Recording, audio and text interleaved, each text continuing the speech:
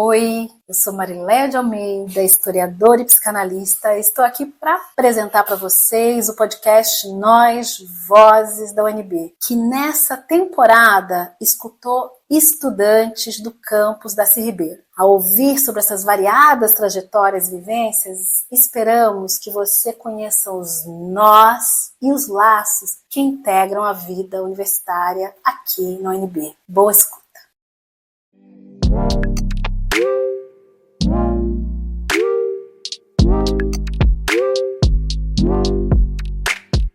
Bom dia, boa tarde, boa noite. Estamos aqui com mais um episódio do nosso podcast Nós, Vozes do Campus. Hoje o nosso entrevistado é Matheus de Almeida Queiroz. Ele faz serviço social aqui na UNB e a gente vai conhecer um pouquinho da história dele e da sua vivência aqui no campus. Tudo bom, Matheus? Tudo bem, boa tarde. Boa tarde. Então, a gente vai ter uma conversa descontraída aqui, entender um pouco sobre você. E aí eu queria saber um pouco quem é você, quem é o Matheus e de onde você vem. Me fala um pouco de você, sua trajetória, seu território. Bom, eu tenho 23 anos, estou aqui na UNB desde 2022.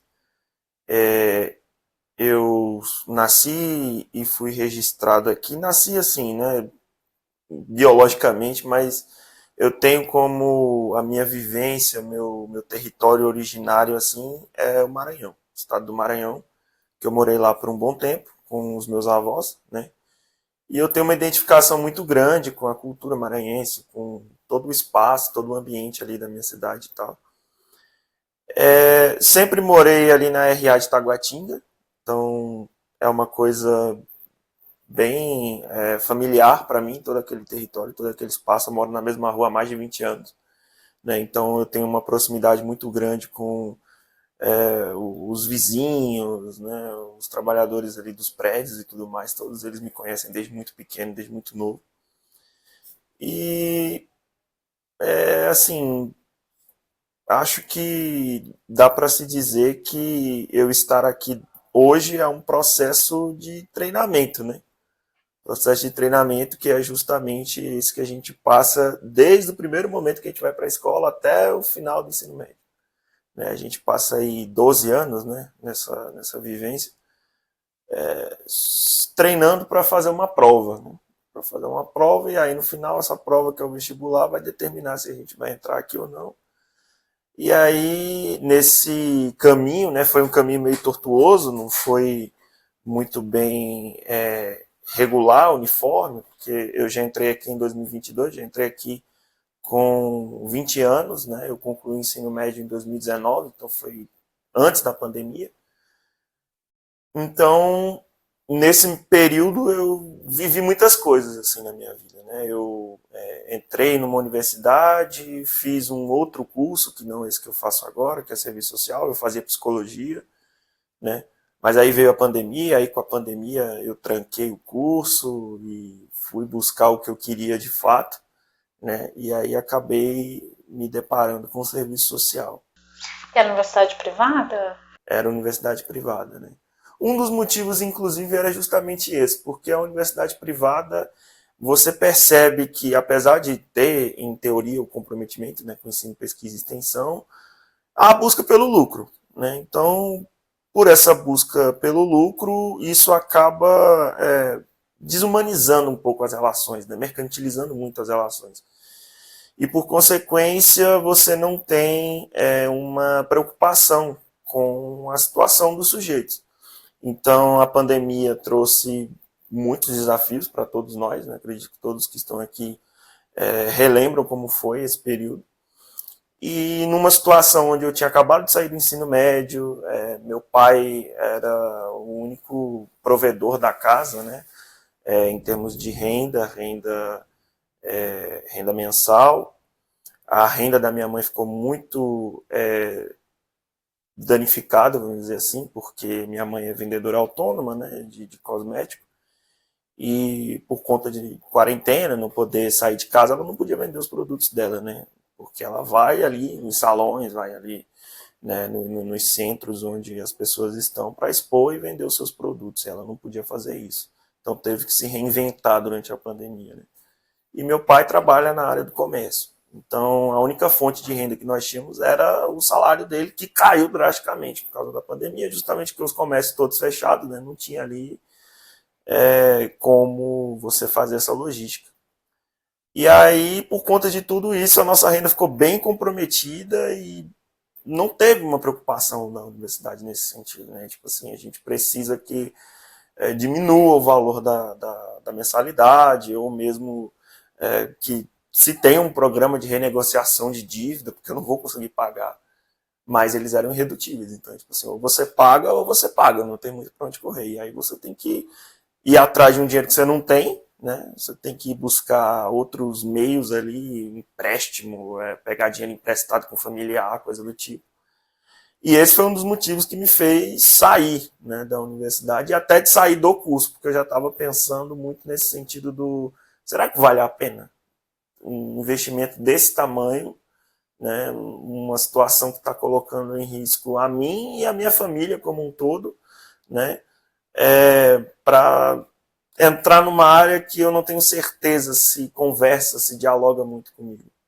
Então, esse foi um dos motivos que me fez sair desse universo, né? E sair da psicologia também, justamente por não ter essa identificação.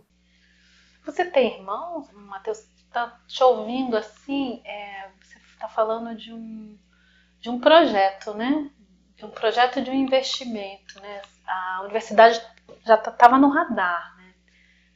Como é que é essa relação, essa referência assim, da universidade na sua família, na sua vida? Porque, né, a gente ouve, né, você traz essa muito firme, assim, tinha um projeto, né, de entrar na universidade.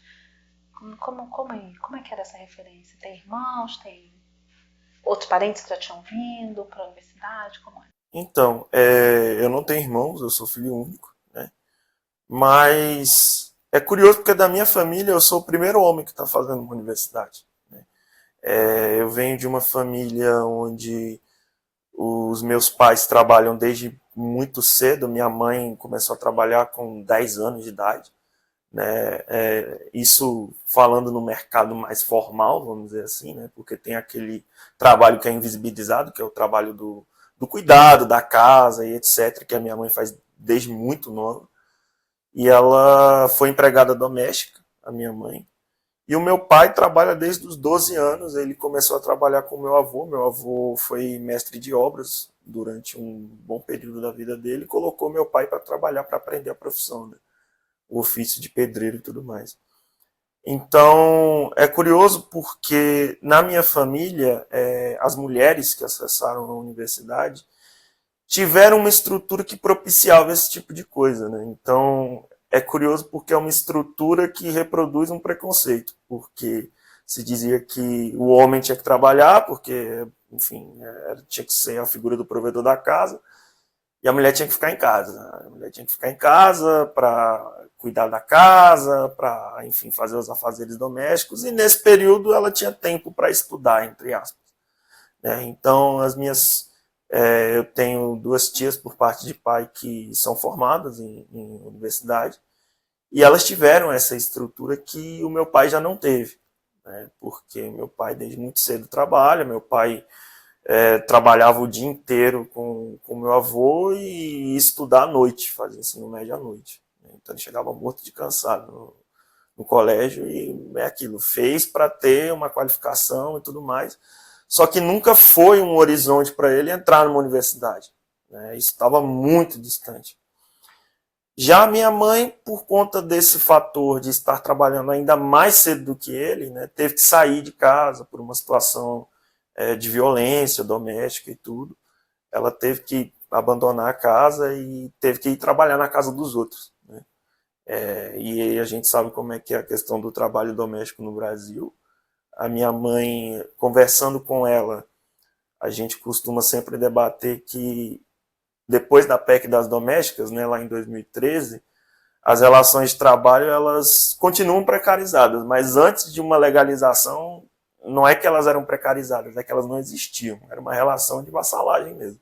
Então a minha mãe às vezes conta algumas coisas que aconteceram com ela que se você escuta você fica arrepiado, né? E tem um porém nessa história. A minha mãe, a gente sempre costuma associar o trabalho doméstico com um perfil específico, né, que é a mulher negra.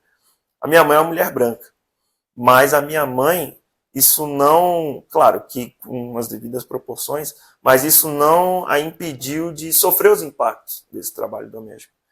Então, humilhação, sabe, questão de constrangimento, questão de assédio moral mesmo, era algo muito presente no cotidiano de trabalho dela. E por conta disso, os dois, por esse universo de estarem sempre trabalhando, nunca tiveram no horizonte o estudo, né, dentro de uma universidade, ocuparam um espaço mesmo de uma universidade, né. Ambos vieram para cá em momentos distintos da vida, né. Meu pai veio para cá primeiro, veio em 96, ele veio para cá primeiro, buscando se alistar nas Forças Armadas, né? Só que ele acabou sendo dispensado, aí nisso que ele foi dispensado, conheci um primo aqui, que morava aqui, e conseguiu um emprego, arrumou um emprego para ele, né? E aí ele conseguiu se manter aqui, né? A minha mãe veio um ano depois, né? Minha mãe veio com uma outra pessoa na época, também com esse intuito de buscar uma melhor qualidade de vida, né? Porque para quem estava ali no Nordeste, né, na região Nordeste do país, ali por volta dos anos 90, né, a propaganda que se tinha era que todo o dinheiro estava localizado para cá, ou para São Paulo, ou para o Rio de Janeiro, né, os grandes centros. Então muitas pessoas fizeram essa migração, né, esse fluxo migratório. E aí você chega aqui, a realidade é totalmente diferente, né? Você tem um quadro que não é bem aquilo que te venderam. E aí você acaba tendo que se sujeitar a empregos absolutamente precarizados, né, em troca de um salário que não corresponde para atender às suas necessidades mais básicas, né? A minha mãe sempre fala que quando ela chegou aqui, ela teve que trabalhar em 2 empregos. Ela trabalhava de caixa no supermercado e depois trabalhava como atendente de uma lanchonete, que foi onde ela conheceu meu pai, né? E ela disse que um dia ela simplesmente desmaiou no caixa, caiu assim, só não, desmaiou mesmo, não teve outra explicação. E aí foi atendida pela equipe médica e tudo, e viraram para ela e falaram, olha, ou você escolhe um ou você escolhe o outro, não tem como você manter os dois, porque nesse ritmo aqui você não dura muito tempo, né?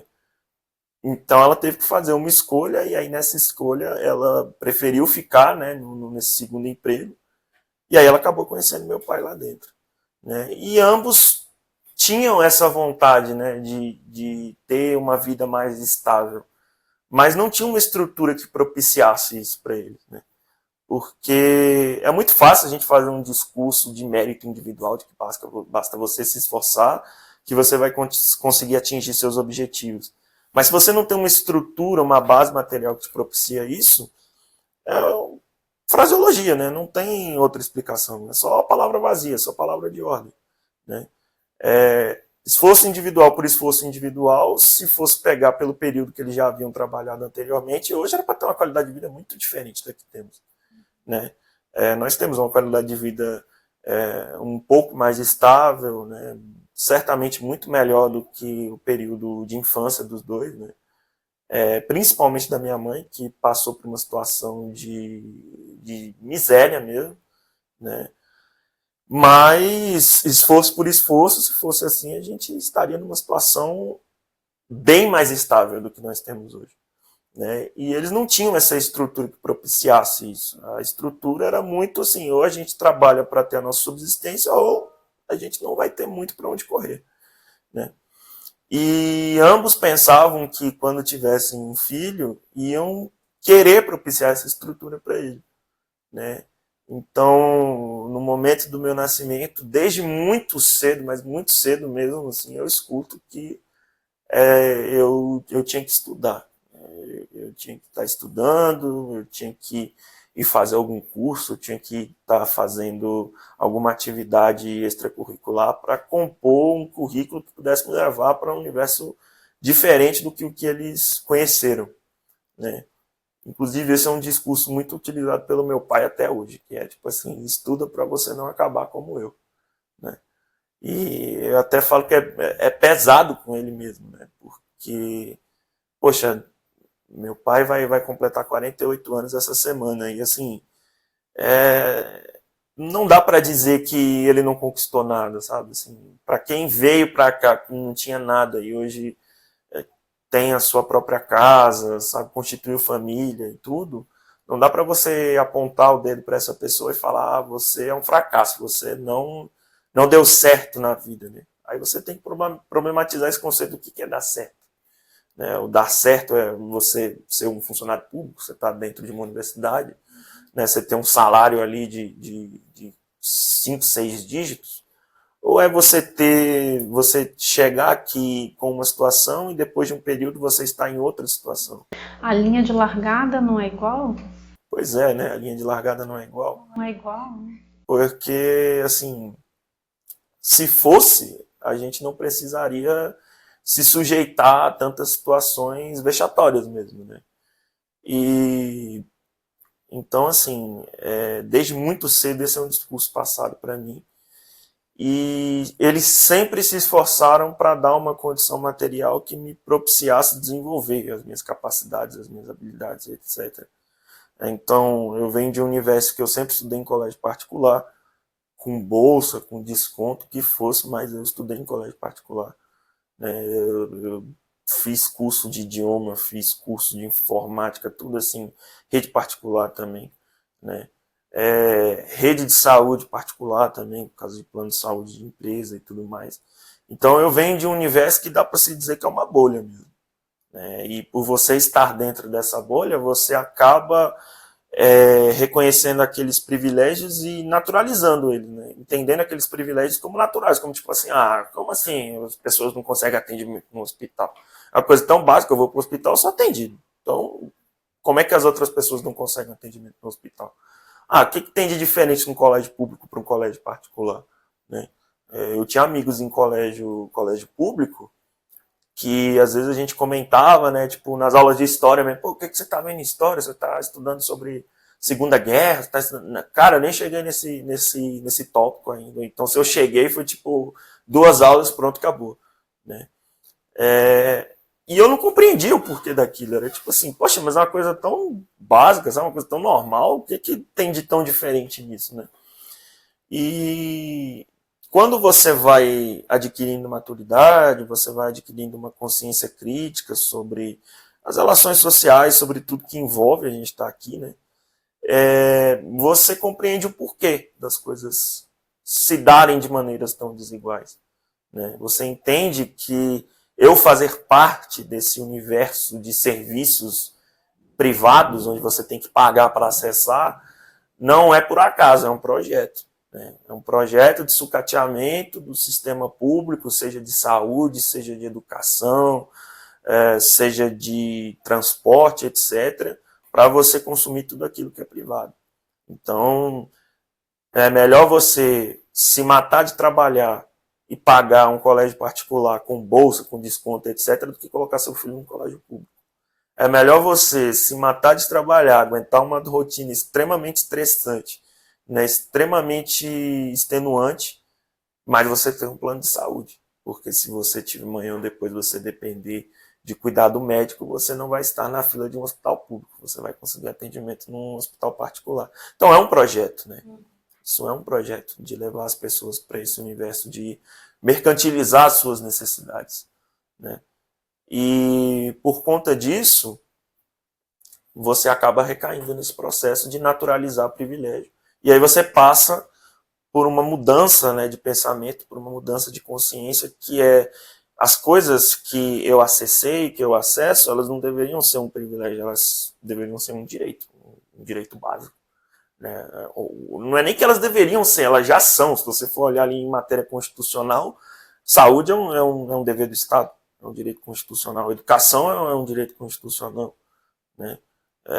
Lazer, cultura, segurança são direitos constitucionais. Né? Eu não deveria ter que fazer o pagamento para poder acessar isso. Né? Então é até um discurso que me incomoda um pouco. Tipo, não, eu reconheço que eu sou privilegiado, sim. Se você vem de uma bolha, se você vem desse universo, você reconhece o privilégio, mas não é simplesmente olhar para isso e falar, é um privilégio, não há como mudar, não. É um privilégio, mas não deveria ser. Né? É um direito básico a ser acessado por todos. E aí, dentro do curso de serviço social, a gente acaba vendo muito disso. Né? Acaba recaindo bastante nisso. Interessante você falar isso, Matheus, essa sua trajetória de estudos e tudo, porque a gente pode fazer um paralelo com outros estudantes que também podem ter crescido da mesma forma assim, com os pais, pelo que eu entendi, né, incentivando esse estudo, realmente ali apostando, né, trabalhando bastante, assim, realmente se exaurindo, para garantir um bom estudo para você, né, um bom tipo de estudo para você, para que você tenha um futuro, nas palavras, né, do seu pai, melhor que eles, né.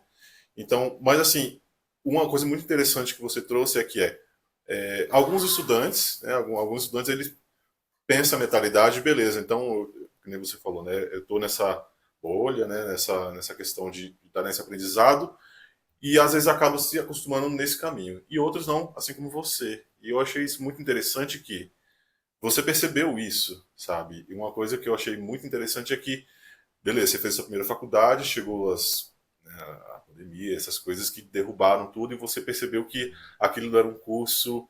Na verdade, era um curso que estava, se a gente olhar o base, que estava dentro da sua bolha. Né? Eu posso pagar, quer dizer, posso pagar, né? Mas estou pagando, então é um curso ali, mas que está dentro, ia continuar, na verdade, essa bolha de, olha, é pagar e fazer, é pagar e fazer. Uhum. E na verdade não, e você mudou essa chave, né? Talvez por conta, né, dessa sua trajetória. Uhum. Então, assim, duas perguntas que eu fiquei bem curioso. Primeiro, como foi, então, você, né, após esse primeiro curso de psicologia, e você passar na UNB? Como foi isso para você? O que você sentiu? Como foi essa notícia na sua família? Como isso foi recebido? Né? Porque agora é uma universidade pública, é uma universidade federal, né? E segundo, o que te levou à escolha do curso de serviço social? Talvez essa tenha sido a coisa mais importante. Uhum. Eu vou responder numa ordem inversa, porque assim, a ordem dos acontecimentos ela foi inversa também, né? Então, eu, nesse período ali da pandemia, né, no segundo semestre de 2020, eu tranquei o curso, larguei o curso, né, e fiquei ali 6 meses pensando em outro curso que eu gostaria de fazer. Né? Eu não tinha noção do que eu queria fazer de fato, né? Mas eu sempre tive muita aptidão assim para matérias de ciências sociais, história, geografia, sociologia, filosofia, etc. Mas eu nunca soube direito o mercado que se tinha por trás desses cursos, né? O mercado de trabalho, né? Eu sabia que você poderia seguir carreira de professor, né? De licenciatura, mas não era um desejo que eu tinha, né? E a questão de ser um sociólogo, de ser um intelectual, etc., à época não me atraía muito. Né? Então eu cheguei num denominador comum que foi justamente o curso de serviço social, né? Que é justamente a gente estuda isso e aí você vai para um trabalho prático de trabalhar na rede de saúde, na rede de assistência, na previdência, né? Então eu sentia que era uma coisa mais palpável, uma coisa mais concreta, sabe? Eu não vou ter que ir para uma sala de aula, mas eu também não vou ficar naquela incerteza do, pô, será que eu tenho que escrever livro para poder validar aquele conhecimento que eu adquiri, né? Então eu acabei optando pelo curso de serviço social. Num primeiro momento isso foi recebido com uma certa resistência, porque entra naquela noção meio utilitarista, né? Que é tipo assim, pô, mas tu vai estudar isso para quê? Né? Você não vai ganhar dinheiro em cima disso, né? E foi um certo baque assim para minha família, porque eles nunca me forçaram a escolher um curso em específico. O que sempre foi dito era faça faculdade. Mas depois o discurso foi para faça faculdade, mas busque aquilo que possa te trazer uma estabilidade, né? E a área de serviço social, apesar de ter muitos espaços de atuação, apesar de você trabalhar com uma gama de possibilidades, é uma área, infelizmente, desvalorizada e que sofre com precarização, né? A gente não tem um piso salarial, a gente tem uma legislação que estipula ali a jornada de trabalho, mas o cumprimento dela é bem nebuloso, assim, em muitas instituições, em muitos espaços socioocupacionais, né?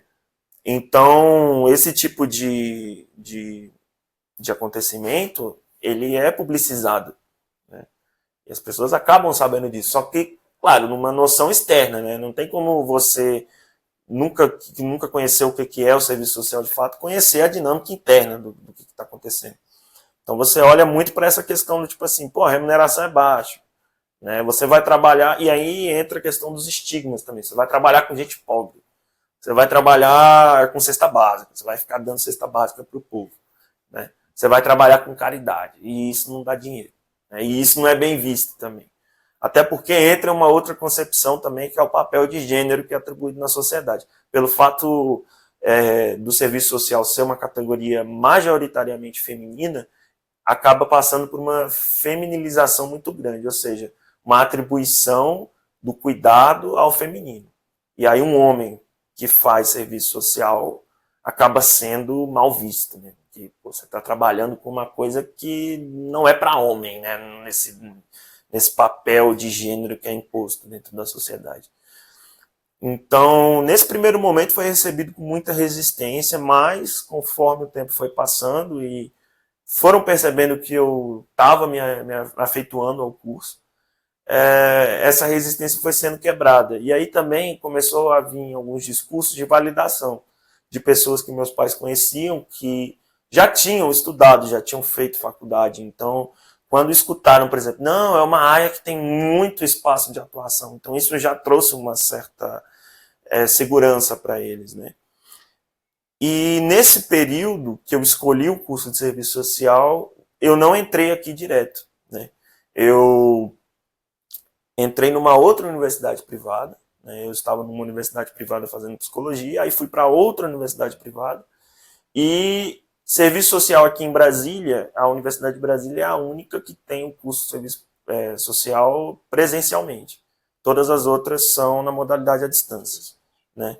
E eu fiz o curso de serviço social na modalidade à distância em uma universidade particular, né? E isso também me ajudou porque na época foi quando eu arrumei meu primeiro emprego de carteira assinada. Eu passei a trabalhar como agente de portaria, né, dentro de uma empresa terceirizada. Então, trabalhava nesse setor de prestação de serviço. E eu trabalhava numa jornada 12x36, né? Ou seja, eu trabalhava 12 horas e no outro dia eu folgava, né? Mas a jornada de trabalho era de 12 horas. E aí a jornada 12x36, ela tem alguns benefícios, que é justamente você ter essa folga no dia seguinte, mas você trabalha em feriado, você trabalha em final de semana, né? E você acaba tendo que lidar com outros dilemas, né?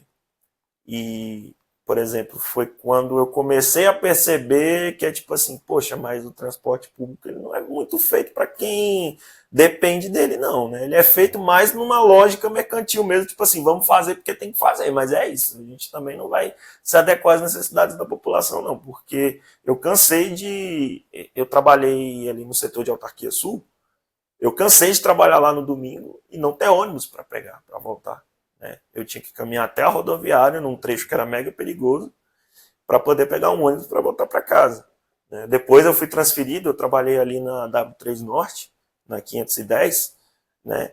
A mesma coisa. A W3 Norte é ainda pior, porque é o pior lugar do mundo para você pegar ônibus é a Asa Norte, né? E a gente que é aqui da UNB sabe que é horrível você pegar ônibus aqui, né? E você vai percebendo essas contradições, você vai percebendo esses dilemas, e tudo isso vai impactando, sabe, dentro da sua forma de enxergar o mundo. E isso, somado ao fato de estar estudando o curso de serviço social, que é um curso que te auxilia muito nessa compreensão da realidade, né, vai formulando ali seu pensamento crítico. Então você percebe que existem muitas contradições, que é justamente essa questão do... Tem tanta gente que demanda o transporte público, mas o transporte público não é voltado para as necessidades desse público. O transporte público ele segue uma lógica mercantil, né, de empresas que recebem repasse do governo, né, do governo distrital, e além dos repasses, cobram passagem para a gente usar, né? E você não vê uma melhoria efetiva no serviço, porque os ônibus estão cada vez mais precarizados, né? Ontem mesmo eu peguei um ônibus, o vidro do ônibus estourou na rodoviária, ele simplesmente estourou assim. Por sorte, ninguém se machucou, né? Mas assim, imagina se é um ônibus lotado, né?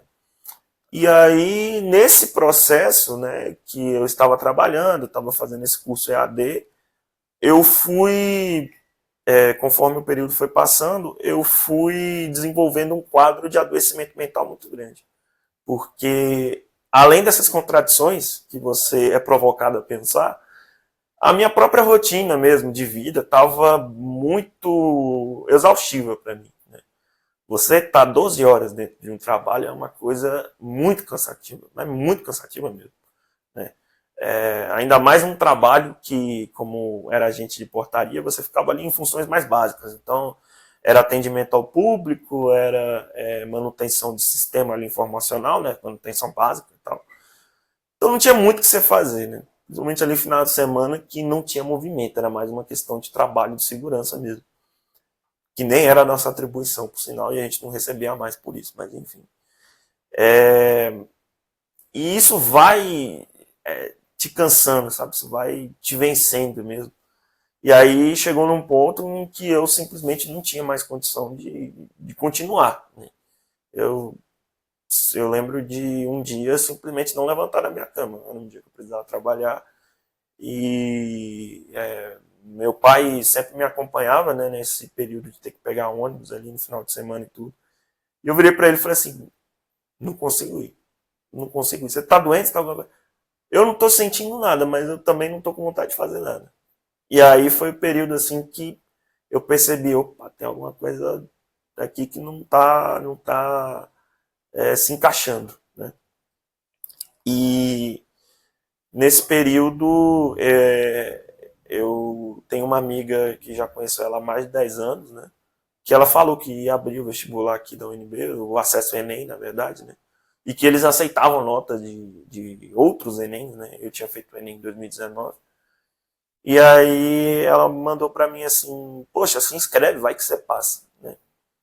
E como eu falei que esse processo de treinamento começou desde muito cedo, o processo de treinamento era todo voltado para você frequentar uma universidade pública. Mas isso não veio dos meus pais, isso veio desse universo mercadológico da educação, né? Que depende disso.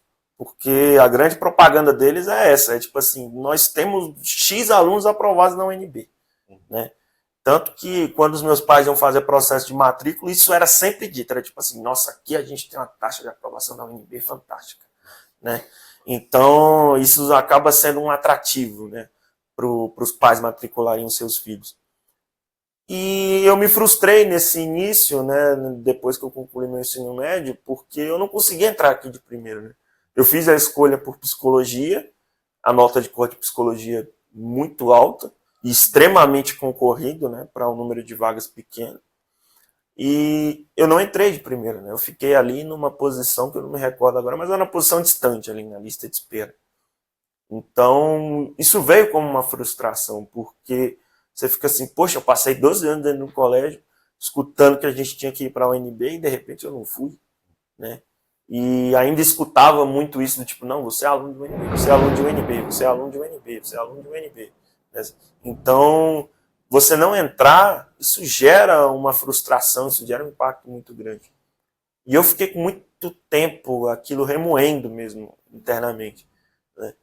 Tanto que quando ela me mandou essa informação, eu nem pensei em me inscrever, né? Era tipo assim, mas eu já tentei uma vez, não consegui, por que eu vou tentar de novo, sabe? Só para eu me frustrar de novo, né?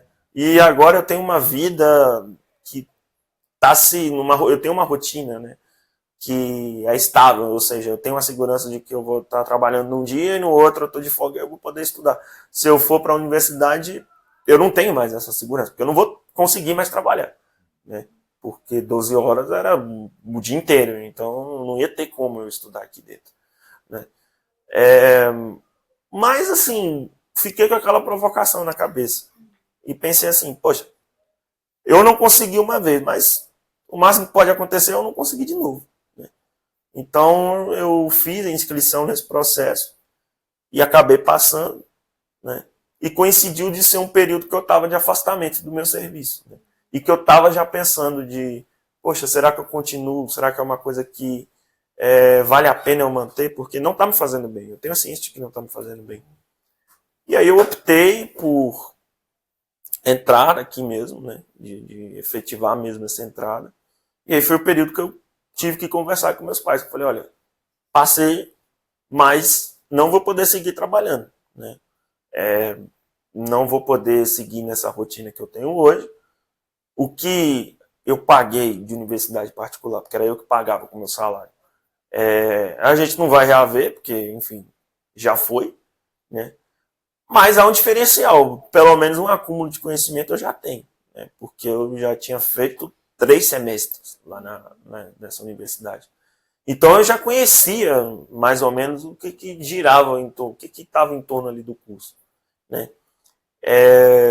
E aí foi o que subsidiou essa minha ida, né? Essa minha vinda para cá.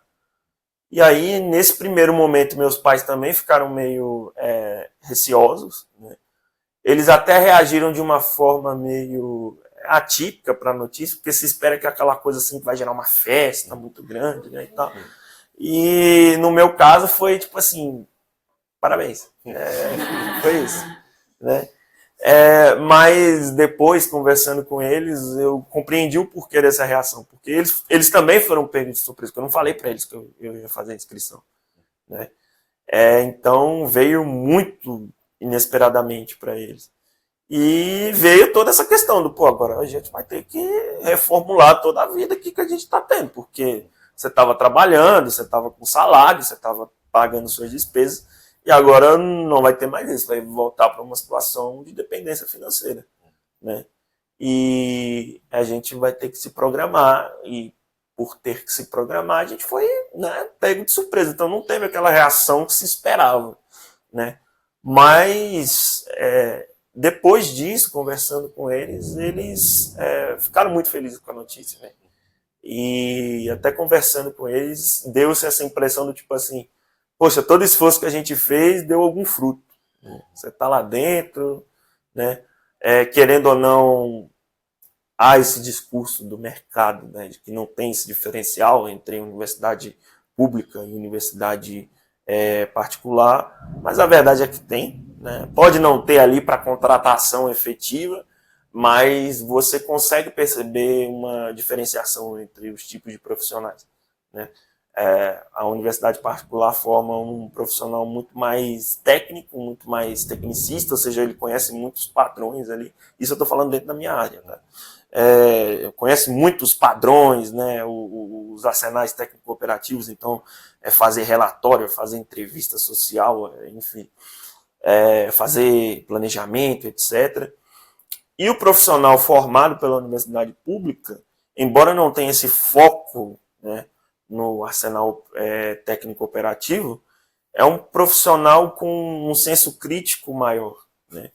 E até por conta da modalidade de ensino, né, o presencial e o à distância você não tem contato com praticamente ninguém, as relações são todas mediadas através de uma tela, né? Então você não tem aquele contato mesmo primeiro com as pessoas, e isso acaba desumanizando um pouco, né, as relações, acaba informatizando elas.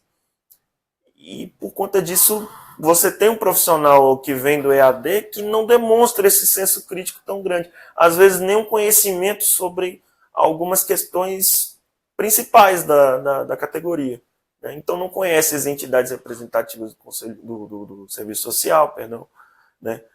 Não conhece alguns autores, né? Às vezes conhece um autor ou outro, mas outros autores que também são de grande valia do curso não conhecem. Não tem esse olhar mais crítico para o processo de trabalho, né? E isso tudo difere da universidade pública, né? E isso agora que eu estou em campo de estágio é mais latente ainda, porque a minha supervisora de estágio também é formada aqui dentro da Universidade de Brasília, e aí você consegue ver esse olhar mais crítico dentro do processo de trabalho, sabe? Essa questão de problematizar algumas questões, respeitando o organograma ali das instituições, né? Mas de pensar mais, refletir criticamente sobre, para melhorar o processo de trabalho no atendimento àquele usuário, à demanda daquele usuário. Você está falando de estágio não obrigatório, esse que é remunerado, ou estágio obrigatório? é estágio obrigatório. Estágio obrigatório. Mas você conseguiu, tô te ouvindo, tô pensando, se você conseguiu acessar dentro da universidade outros meios, né? Bolsa de iniciação científica ou estágio, conseguiu, de alguma maneira, foi possível, está sendo possível acessar outros meios de subsistência, sobrevivência na universidade? Porque você está dizendo, né? Você deixa um trabalho, né? Tem um trabalho e, claro, foi uma escolha, né, bem importante, né, para você, mas tem uma outra dimensão, que é a dimensão da sobrevivência, né? Então, eu consegui acessar recentemente, né, um instrumento de subsistência, que é o programa de educação tutorial, né, que a gente tem do Departamento de Serviço Social. Eu consegui acessar recentemente, entrei e consegui a condição de bolsista, né? Então agora eu estou recebendo uma bolsa do programa, né, que é a bolsa aqui que a gente tem da universidade, mesmo padrão de valor ali de bolsa de iniciação científica, bolsa de extensão, etc. Então, só agora que eu estou conseguindo ter um pouco mais daquela subsistência financeira que eu já cheguei a ter anteriormente, né? Que não é uma condição de independência total, né? Até porque você está nesse universo de morar com os pais, né? De, enfim, não ter que pagar aluguel, não ter que pagar conta de água, conta de luz, você paga uma conta ou outra dentro de casa, né? Porque você também precisa ajudar dentro dessa dinâmica, mas tudo que você ganha é para pagar as suas despesas, né? Então, com relação a cartão de crédito, a plano de celular, etc., coisas que a gente precisa do dia a dia, né? E só agora que eu consegui acessar isso, né? Eu tô aqui desde 2022, então 2022 até ali o final do ano passado foi ali esse período de 2 anos que eu vivi uma condição de dependência financeira, né? E de início isso até era meio vergonhoso para mim de assumir de fato, né? Porque entra muito naquele universo do tipo assim, poxa, de novo o papel social de gênero, né? Que é tipo assim, poxa, um homem barbado de 20 anos está dependendo de pai e mãe para poder comprar um salgado aqui no ICC, né? Mas nesse ponto meus pais sempre foram muito solícitos comigo, de tipo assim, a gente não se importa, de fato, né? A gente entende que é uma necessidade que você tem e que não tem como a gente cobrar isso, né? Porque foi uma escolha, né? A gente sabia que essa escolha teria consequências, teriam responsabilidades que a gente teria que assumir, todos nós, né? Eles e eu, e não há nenhum tipo de empecilho quanto a isso, né? Mas para acessar esse meio de subsistência levou esse período e aí também denota o quanto que é difícil você acessar aqui dentro, né? Eu fiz iniciação científica, participei do programa de iniciação científica, mas participei na condição de voluntário, porque quando eu fiz a inscrição no edital, eu ainda estava no meu 2º semestre, então ali pela classificação, pelos critérios, eu não conseguia acessar essa bolsa. E aí depois tentei outras formas, né, com relação a projeto de extensão, né, e aí consegui mesmo no programa de educação tutorial, né, que conseguiu dar essa subsistência e que talvez seja um meio mais simples de você acessar, né? Você não tem que fazer uma comprovação socioeconômica, como é no caso das bolsas de assistência, né? Você não depende de critérios mais subjetivos, entre aspas, como é o programa de iniciação científica, né? Nem subjetivos, mas mais objetivos quantitativos, né? Então, número de IRA, se você já participou de projetos, se você já submeteu artigos, esse tipo de coisa. E acaba sendo um atrativo, né, para você participar dessas atividades. Então, foi só agora que eu consegui, de fato, acessar isso mesmo. A gente queria saber um pouquinho também, depois de você contar essa jornada para a gente, como é que é o seu dia a dia aqui na universidade. Como que você concilia isso com as outras coisas que você tem para fazer? Como que melhorou ou piorou em relação às experiências que você teve anteriormente? Como que é essa questão do dia a dia aqui na UNB? Então, meu dia a dia aqui, eu costumo dizer que de segunda a sexta eu estou aqui de alguma forma, né? Então, por exemplo, hoje mesmo eu não teria aula, eu não teria estágio nem nada, mas cá estou, né, para participar do projeto. Que bom. Que bom, né? Agradecemos. Mas, assim, a universidade ocupa mesmo um espaço de destaque, assim, no meu cotidiano. Então, eu tenho aula aqui, atualmente, tenho aulas terças e quintas e às sextas-feiras, né? Agora eu estou estagiando, então não estou aqui todos os dias, como já teve períodos que eu estava aqui de segunda a sexta, né, tendo aula. Mas isso torna um pouco mais flexível, mas a jornada é tão cansativa quanto, né? Só que tem uma diferença, assim, eu percebo que a jornada que eu tenho hoje para a jornada que eu tinha 3, 4 anos atrás, quando era esse processo de trabalho, ela não é tão extenuante quanto era a do trabalho, porque o trabalho entrava muito naquela esfera do tipo, o que eu estou fazendo aqui, né? Eu estou vindo para cá, 7 horas da manhã de um domingo, que todo mundo está em casa, todo mundo está fazendo alguma coisa. 7 horas da manhã eu estou aqui no meu espaço de trabalho, né? Para não fazer absolutamente nada, né? Não tinha muito o que se fazer. Para que eu estou fazendo isso? Para quem que vai o produto que eu estou tendo, que eu estou produzindo aqui, né? Que é a prestação de serviço, né? Para quem que gera valor? E por conta disso, você perceber que agora você não está mais numa relação de trabalhar para o outro, mas trabalhar para si mesmo, e não nessa perspectiva liberal, assim, de empreendedorismo, de prosperidade individual, e sim numa perspectiva de autonomia, de promoção das suas capacidades, das suas habilidades, etc. Isso torna mais palatável, né? E aí há dias e dias. Tem dias que tudo parece que vai dar certo, tem dias que parece que tudo vai dar errado, né?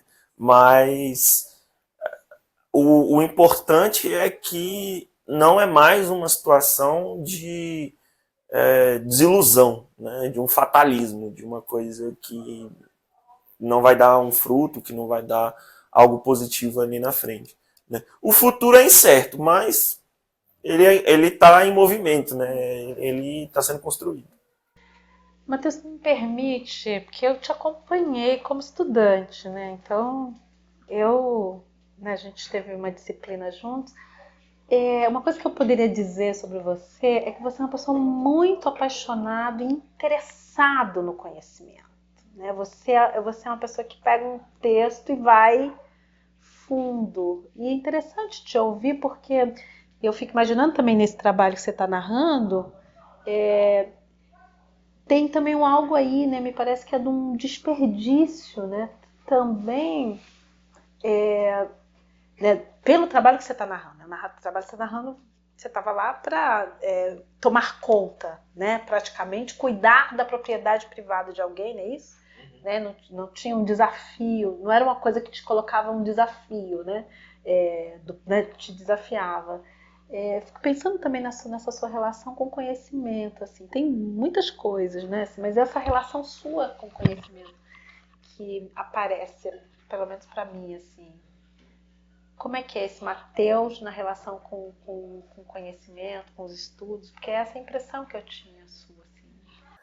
Então, assim, justamente por conta desse projeto, né, que a gente já abordou, dessa busca por uma estabilidade, né, que foi sempre muito alimentada pelos meus pais. Meus pais sempre me incentivaram muito. Então, assim, desde pequeno eu fui incentivado o gosto pela leitura, o gosto pela leitura. Eles poderiam ter te incentivado, mas entre eles se incentivar e você gostar, tem um gap aí, tem um... É porque eu acho que, assim, as duas coisas, elas se complementaram em alguma forma, porque esse incentivo partiu de coisas que eu gostava. Então, por exemplo, quando eu era pequeno, eu gostava muito de super-herói. Eu gostava muito de super-herói, né? Muito por influência do meu pai, que também sempre gostou muito desse universo, né? Então, acompanhando isso em outras mídias, né, em outros setores de comunicação, isso foi sendo incentivado, tipo assim, olha, isso é um personagem que tem uma história em quadrinhos. O que é uma história em quadrinhos? É um gibi. Aí, o que é o gibi? O gibi é esse instrumento aqui que conta uma história, né, com balões, com personagens, etc. Então, por eu gostar daquele universo, né, já ter tido algum tipo de contato anteriormente, meus pais eles observavam isso e buscavam me incentivar de alguma forma, né? E isso se deu com tudo. Tipo, teve uma época que eu comecei a gostar muito de algumas bandas em específico, né? E aí meu pai chegava com um livro sobre a banda. Um livro, às vezes, de uma banda que ele não conhecia, que ele não tinha muito contato, etc.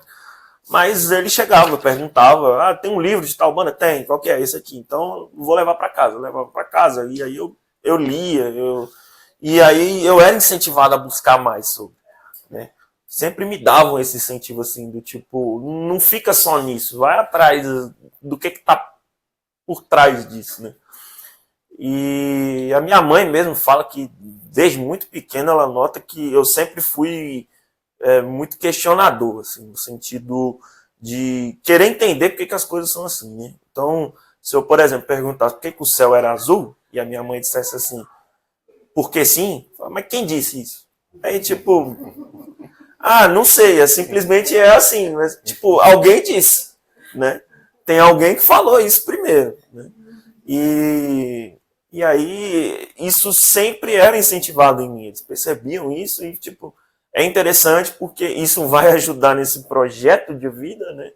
Mas também é importante para o seu desenvolvimento enquanto pessoa, enquanto sujeito.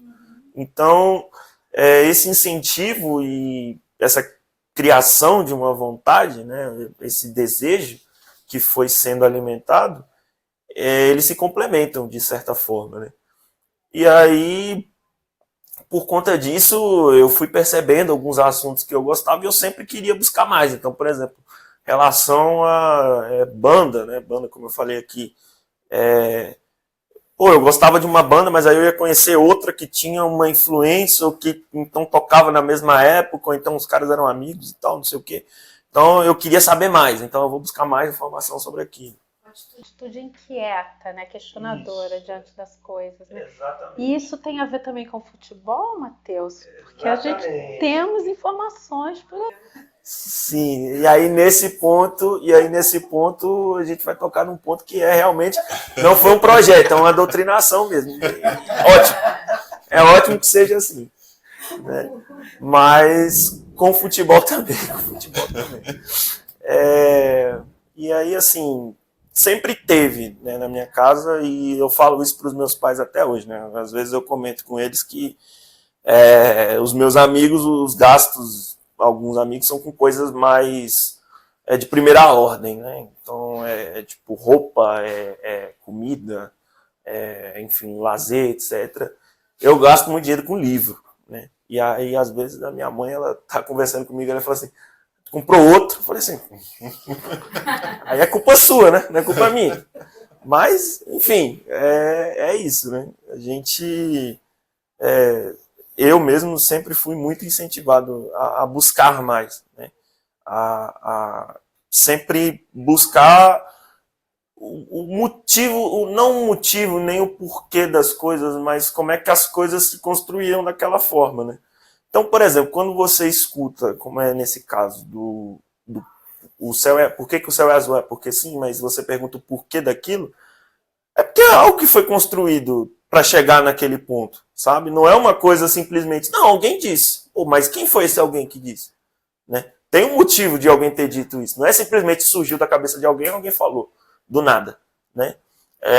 E aí até dentro da escola, sabe? Assim, a gente ia estudar na matéria de história sobre o descobrimento do Brasil. Aí entra naquela, quem descobriu o Brasil? Aí, gente, Pedro Álvares Cabral. Mas como é que foi esse processo? Ele simplesmente pegou uma caravela e chegou aqui um dia do nada, né? Teve uma trajetória por trás, teve uma trajetória antes, né? E teve uma trajetória depois, né? Porque do contrário, a gente não estaria aqui hoje, né? Ou estaríamos numa condição totalmente diferente, que a gente também não pode afirmar qual seria, porque, né, o e se não faz história. Mas isso sempre foi muito alimentado dentro de mim, eu sempre senti essa vontade, né? Desde aspectos mais simples da vida, como o cotidiano, ou dessas atividades que eu gostava, né, futebol, música, etc., até coisas mais complexas, né, de espaço acadêmico, de espaço escolar, né, e tudo mais. Então, isso sempre foi muito alimentado, essa perspectiva. Matheus, e nesse sentido, então, já de lazer, futebol, que eu vejo que você é um apaixonado por futebol. Você joga futebol aqui no UNB? Com a galera aqui? Não, eu, como qualquer pessoa que usa óculos, não sabe jogar futebol. E é aquilo, né? Também, se você for olhar, os grandes jogadores, nenhum se chama Matheus. Né? Então, nesse ponto aí. Tem que ter uma relação aí, meio que uma articulação, né? Fiquei pensando, tem uma coisa com futebol, mas meio que mescla, né? Futebol, política, interesse, acho que parece que é meio nesse sentido, né, Matheus? Sim, sim, porque eu sempre gostei muito de futebol. Por um período eu fiquei mais afastado, mas depois voltei a acompanhar. Hoje eu acompanho assiduamente, né? E você vai percebendo que o futebol, quando a gente fala do futebol enquanto fenômeno social, é porque ele está dentro da sociedade, não é um elemento externo, né? Não é um elemento que foge. Então ele sofre essas implicações, né, da própria dinâmica da sociedade. Então, a gente vê um debate muito grande recentemente em rede social falando sobre o futebol durante o período da ditadura militar, né? Sobre como o futebol foi instrumentalizado pelo regime para atender aos seus interesses, né, de uma propaganda nacionalista, ufanista, nessa concepção de pátria de chuteiras, né, sobre como o tricampeonato ali da Copa de 70 foi instrumentalizado pelo regime para fazer propaganda. E aí agora se tem uma discussão muito grande sobre o papel dos clubes durante a ditadura militar, né? E o debate acaba ficando um pouco enviesado, porque sempre as pessoas buscam puxar um pouco mais de sardinha para os clubes que elas torcem, né? Então, tipo assim, o clube do fulano que fez coisa errada, o meu não. Ah, mas não sei o que, seu clube recebeu um general dentro das dependências. Não, mas veja bem, isso aí é um contexto, né? E quando você analisa, você se debruça sobre o assunto, você percebe que a realidade ela é contraditória e ela é dinâmica, né? Então, essas contradições fazem parte da história de qualquer sujeito social, de qualquer pessoa, de qualquer agremiação, país, etc. Não é uma linha reta, né, de evolução. Tem altos e baixos, então tem avanços e tem recuos. O futebol não é diferente. Então, quando você pega um tópico como esse, que é o do futebol nesse período da ditadura militar, você percebe assim, opa, o regime instrumentalizou sim o futebol, inclusive instrumentalizou a imagem e a figura de alguns clubes, né? Não há como negar isso. Mas também não é um determinismo assim do tipo, olha, o seu clube ele foi ajudado pela ditadura, né? Então, por consequência, tudo que seu clube representa hoje é uma farsa. Tipo assim, foi um período, tem que ser contextualizado dentro daquele período para ser analisado, né?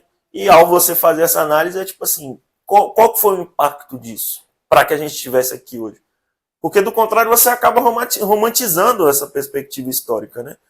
E você acaba não vendo essas contradições, você acaba não vendo como isso impacta na figura do clube hoje e como isso tem rebatimentos políticos, né? Então, assim, o futebol ele é política, não tem como, é política desde a forma como os clubes são administrados até o uso político, né? A gente teve recentemente um presidente que usava uma camisa de vários times numa semana só, né? Agora a gente tem um presidente que é torcedor declarado do Corinthians, né? Mas isso todo mundo sabe, né? Mas que também faz uso político do futebol, porque é uma propaganda política muito boa, né? E aí tem até as brincadeiras, né, entre os torcedores dos próprios clubes, né? Agora tem o que eu chamo de esquerdoclubismo, tem cada clube quer ser mais progressista que o outro, né? O outro não, seu clube quer mais à direita.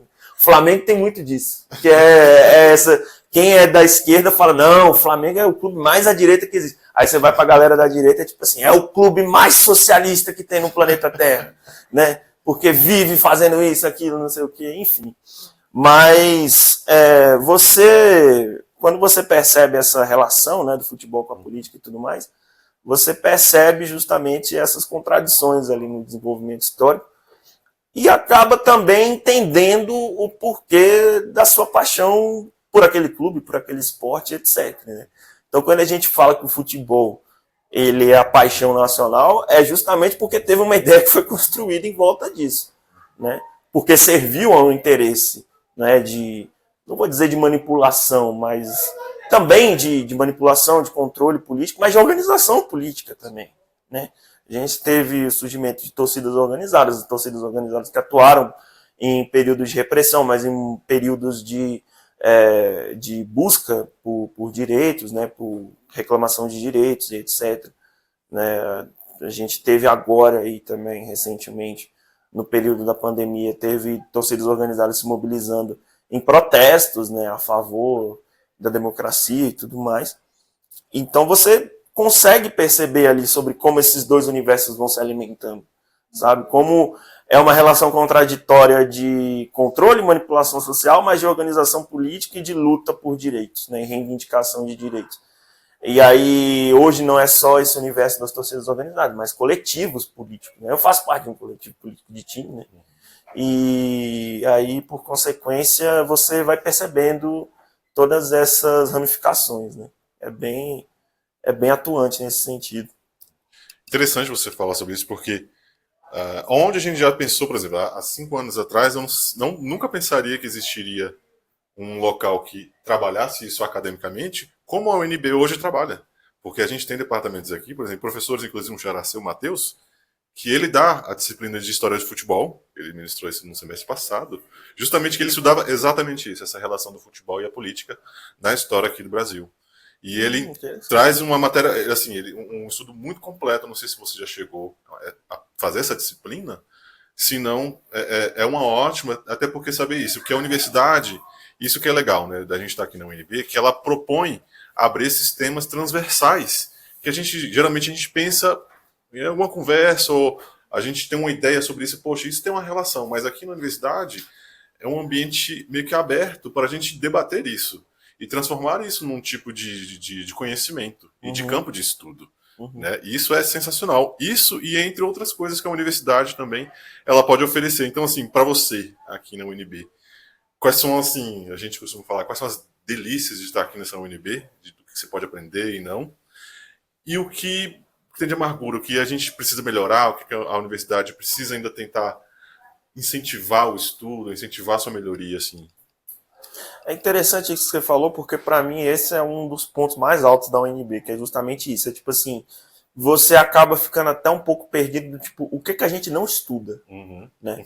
Porque tudo aqui é problematizado, mas não num sentido ruim, é num sentido de tipo despertar uma provocação, para despertar uma provocação que vai levar a uma reflexão, né? Então, eu fiz com a professora Marileia, eu fiz a matéria de estudo das relações étnico-raciais e de gênero. Sim. Né? E aí é justamente isso, é tipo assim, as pessoas estão se relacionando no dia a dia, né? Mas como é que se dá essas relações? Né? Como é que se dão essas relações? Como é que isso foi construído historicamente e quais são as reverberações que a gente encontra disso nos dias atuais? Né? Que faz justamente você pensar, você refletir sobre a sua própria trajetória, sobre o seu próprio dia a dia, sobre o seu cotidiano, né? E de entender que as coisas elas não estão dadas, né? Elas não estão postas, elas são construídas, né?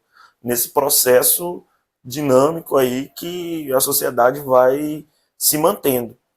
Então, é uma das coisas que eu considero como o ponto mais alto da universidade, é isso. Tipo, a gente estuda tudo. Eu não sabia, por exemplo, que tinha essa matéria de história do futebol. Já fiquei interessado. Porque é uma das coisas que eu converso muito aqui dentro, com amigos, com colegas, etc. que é uma coisa realmente que me chama muita atenção e que eu vejo que falta um interesse ou mesmo um despertar, uma provocação para boa parte das pessoas, que por vezes consideram, tipo assim, é só uma diversão, é só um lazer, etc. Não, tem um sentido político para aquilo ali também. Assim como tem um sentido político para a música que a gente escuta. Né? A própria Batalha da Escada que a gente tem aqui é um exemplo disso. Né? É um espaço de mobilização, de organização, de reivindicação política muito grande, né? De uma cultura que foi marginalizada por décadas e ainda é. Né? Até hoje a gente convive com esse estigma de que a cultura hip hop é cultura de apologia ao crime, né, à contravenção, etc. A gente está vendo agora aí a discussão que está se tendo em São Paulo, né, sobre uma lei que se quer passar, que supostamente é para combater a apologia ao crime e tudo mais, e aí leva o nome de uma figura famosa e tudo, mas é justamente isso que a universidade se propõe a fazer, e era o desejo inicial, né? Eu, quando entrei aqui na universidade, eu tive a oportunidade de fazer uma disciplina falando sobre o pensamento crítico e as produções do Darcy Ribeiro, né?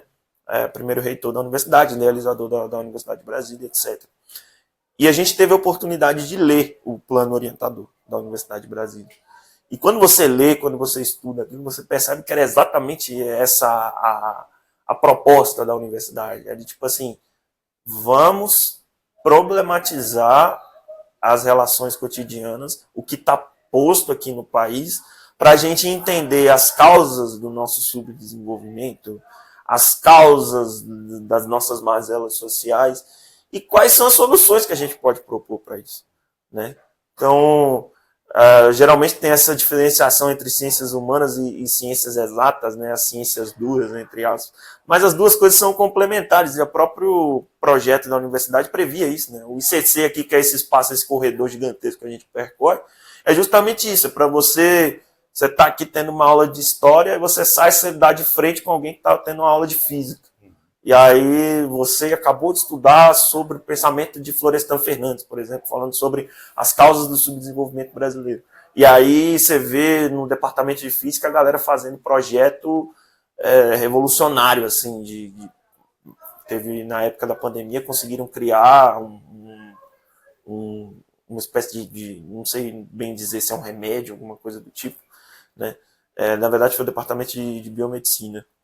Mas, enfim, você consegue estudar as causas, os porquês e quais as soluções que você pode criar a partir disso.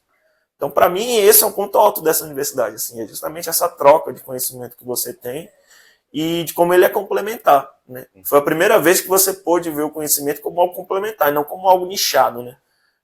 E aí a gente sabe que, pelo próprio percorrer histórico da universidade, o plano orientador acabou não sendo efetivado ao seu máximo. Né? Era para a gente ter um outro modelo de universidade aqui dentro. Mas, ainda assim, resiste uma certa visão original daquilo. Né? E aí essa visão original é justamente essa, de você estar aqui no departamento de História, mas o departamento de História conversa com o departamento de Física, que conversa com o departamento de Biologia, que conversa com o departamento de Sociologia, que conversa com o departamento de Serviço Social. Então, assim, acaba sendo esse espaço muito plural. Né? Agora, como ponto baixo, entra justamente aí o fato do plano orientador não ser seguido, não ter sido efetivado, não ter conseguido a sua completa efetivação, é uma das causas da universidade não atingir o seu potencial máximo. Né? Então, a ideia era justamente você não ser dividido em nichos, né? Em departamentos, era uma questão muito mais de os departamentos vão compor os institutos e os institutos vão compor a universidade. E a gente sabe que essa conversa institucional ela não é tão incentivada e tão mobilizada. Né? Acaba não tendo uma conversa, não tendo um corpo muito coeso ali dentro. A gente passou agora por um processo de greve, né? Onde isso fica evidenciado. Né? Você teve departamentos, você teve professores que simplesmente falaram que não vão aderir à greve, que é um direito, né? as pessoas têm o direito de ter a sua opinião sobre o movimento grevista, mas aí você percebe que esses departamentos eles não estão conversando entre si, então ficou muito mais aquela reivindicação, não, isso aí é de instituto e tal, o Instituto Y, a gente não, aqui no Instituto a gente não tolera esse tipo de prática, né? E a gente não vai levar isso a fundo. E aí o problema não é nem levar a fundo, é nem sequer debater sobre, nem sequer conversar sobre, né? Porque você tem o direito de não querer participar, de não querer se envolver, mas assim, pelo menos escuta o que o outro está querendo falar, né? E isso vale para ambos os lados também. Se a pessoa não quiser seguir, não adianta também você querer forçar uma cooperação que ela não vai sair simplesmente pela insistência, né? Mas, enfim, aí a questão dessas mazelas acabam, que a gente percebe aqui que deixa muito desanimado o estudante, é muito isso. Os institutos não conseguem conversar muito entre si, e aí, por consequência, a política da universidade ela fica meio desencontrada, aí você tem essa divisão em certos grupos políticos que têm uma visão, que têm um interesse, e outros que têm outro interesse, né? Enfim, e isso acaba colocando a gente no meio, né? Então a gente fica nesse meio aí totalmente desencontrado, sem saber muito para onde ir, sem ter muitas informações, né? E fica uma política totalmente desencontrada aqui dentro da universidade, né? A gente fica sem ter muita informação, muito espaço para onde ir, né? Para onde nós vamos, né? Tipo assim, como é que eu vou me mobilizar, como é que eu vou me organizar se o próprio corpo institucional não está se organizando, não está se mobilizando, está sendo uma atitude muito mais individualista, né? Então, acredito que esse é um dos pontos que realmente pega nessa universidade mesmo, né? É você não ver ela cumprindo o seu potencial máximo e sobre como essas condições que compelem para que ela não cumpra esse potencial máximo acabam impactando a vida dos alunos que estão aqui dentro, né? É bem problemático. E agora a gente encaminhando para o finalzinho da entrevista, a gente queria saber uma mensagem para o futuro. O que você se vê fazendo no futuro com essa bagagem que conseguiu aqui na universidade? Olha, é meio difícil de pensar, assim, porque, como eu falei aqui, o futuro ele é incerto, né? Ele está sendo construído agora, então eu não conseguiria dizer com exatidão o que eu me imagino fazendo no futuro. Mas eu consigo dizer o que eu espero, né? E eu espero que seja um futuro onde eu consiga ter essa estrutura de cumprir as minhas potencialidades, as minhas habilidades ao máximo, como a universidade aqui dentro me propiciou, né?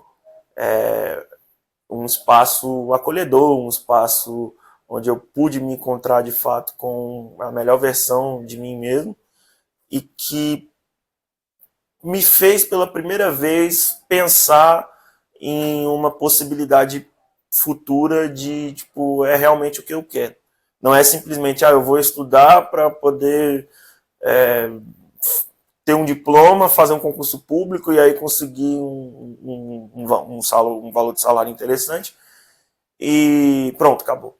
É isso. A minha vida vai se resumir a isso. Não, é tipo, poxa, tem um futuro possível mesmo, sabe? De poder cumprir com as minhas potencialidades, com as minhas habilidades e poder contribuir para o meu próprio desenvolvimento. Não ficar só naquela reprodução social, né? Aquela reprodução social que acaba ficando muito mecânica, né? Que é isso, você percebe que o discurso para estar dentro da universidade acaba reverberando muito nisso, que é tipo, eu estou estudando para ter um diploma para poder passar no concurso. E aí eu passando no concurso, minha vida está feita, né? E não, a vida ela é dinâmica, ela vai acontecendo. Você está aqui dentro, um monte de coisa vai acontecendo e não se resume simplesmente à sua reprodução social, se resume, né, ao seu desenvolvimento. Então, como mensagem para o futuro, eu espero poder ter essa estrutura, né, que me propicie um desenvolvimento pleno e que me coloque numa posição onde eu consiga cumprir esses meus potenciais e colocar eles a serviço de outros, né? Porque se eu estou aqui hoje foi por um esforço coletivo, né? E é um esforço coletivo que envolve desde os meus pais até os professores, até os professores de curso, até os médicos, enfim, toda uma gama de pessoas que me trouxe até aqui, né? E eu espero poder fazer parte dessa história de outras pessoas também. E por aí. Certo, Matheus, muito obrigado por compartilhar sua história com a gente, tá? Esse foi mais um episódio do Nós, Vozes do Campus, e até a próxima com mais histórias interessantes aqui do campus.